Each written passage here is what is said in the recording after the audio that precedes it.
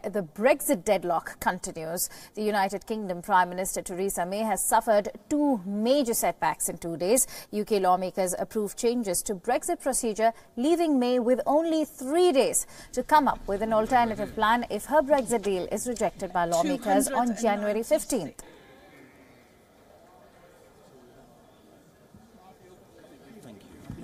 Earlier, the government had been given 21 days to chart out a Brexit Plan B. The amendment was passed by 308 to 297 votes following chaotic scenes in the Parliament. The move has accelerated the Brexit timetable. Prime Minister May has been left with little time to convince already hostile MPs to back her Brexit deal. The vote came after May warned MPs that it will either be her deal or no deal. In a heated exchange, opposition leader Jeremy Corbyn hit back at May over the delay in the vote on the deal. He further warned that his Labour Party will demand a general election if May lost a vote in Parliament over her Brexit plans next week. The right honourable gentleman can say what he likes about no deal, but he opposes any deal that the government has negotiated with the European Union. He opposes the deal.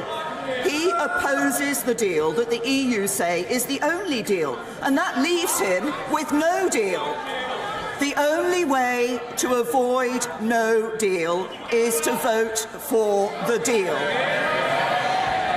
If the right honourable gentleman is uncertain about what I am saying, perhaps I can give him a tip.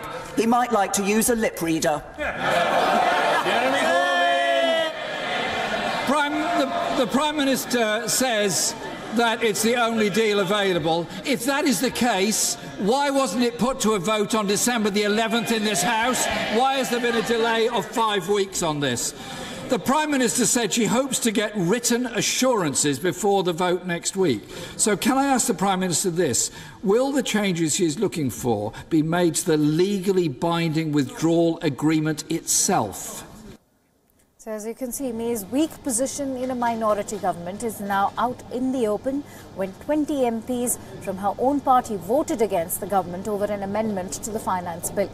The bill would limit the powers of the Treasury in a no-deal scenario. The bill would limit the scope for tax changes following a no deal unless authorised by the Parliament.